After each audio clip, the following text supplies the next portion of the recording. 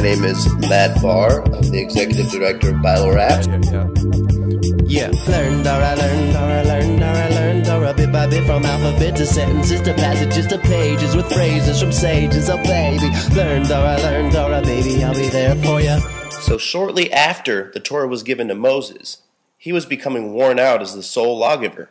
Jethro, Moses' father-in-law, but also a priest of Midian, suggested a new way for Moses to transmit Torah to his people. Since then, Torah has been transmitted in many ways over the past 3,300 years.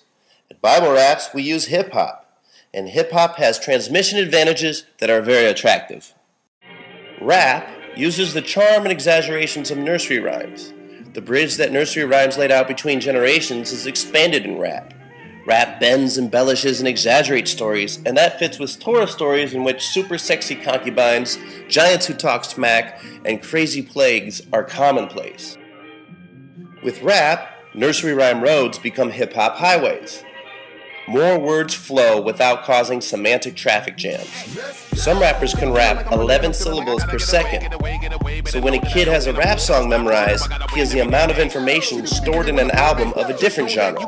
This speaks to Peshat, Drash, Remez, and Sod being in each line of Torah.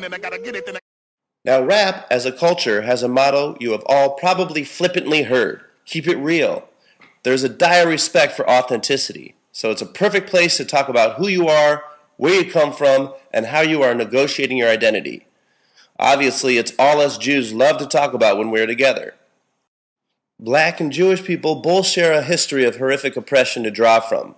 Beyond that, and more substantively, over the past 150 years, both peoples have had to think a lot about how to integrate themselves into the majority culture, their former oppressors to some degree, without losing their sense of uniqueness. There was a whole discourse about that framed as the Jewish question in Europe and the Negro question in the United States. I would argue that this intense negotiation of identity is what led to the golden age of Black-Jewish relations in the 40s through 60s.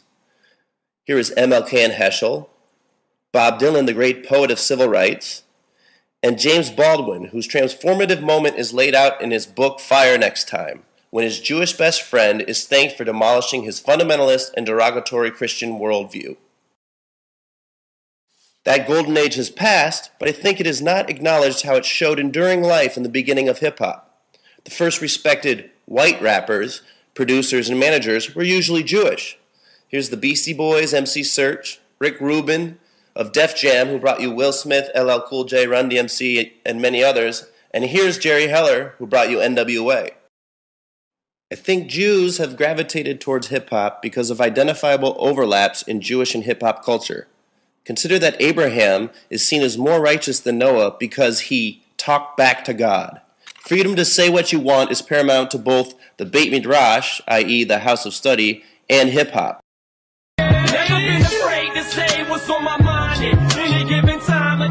Not to mention, Torah is a commonplace subject in hip-hop. I move the crowd like Moses, like the Red Sea, I wear red like roses.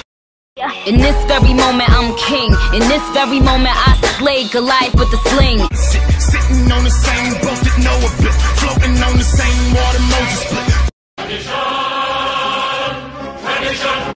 Respect for tradition is paramount to both Judaism and hip-hop, whose name from the past you are repping and carrying on is shown in the Talmud by the lines you often hear.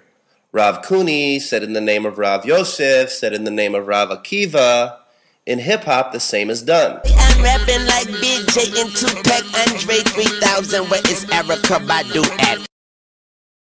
And I ain't no preacher, but here's my average sermons. In the house of study, chavruta, i.e. learning partners, are supposed to use words to argue what is true and real for Judaism. You are supposed to go hard against your learning partner. In hip-hop, battle rap is a huge thing.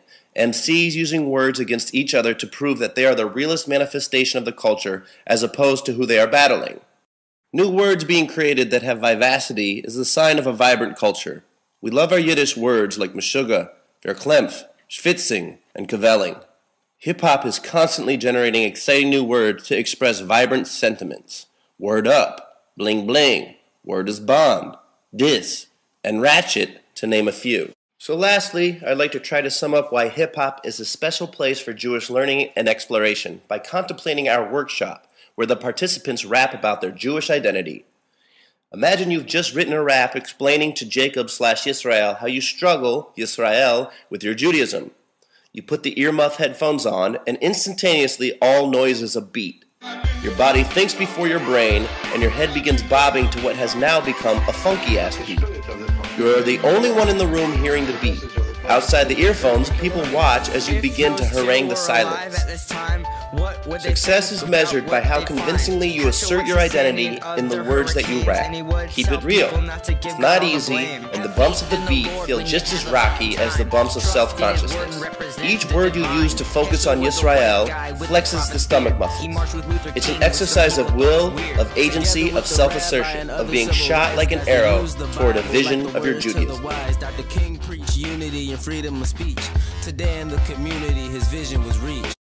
Back when I rapped in high school, people told me that I'm tight for a white dude. What'd you tell them? I'm not white, I'm Jewish. I'm not white, I'm Jewish. Back when I rapped in high school, people told me that I'm tight for a white dude. What'd you tell them? I'm not white, I'm Jewish.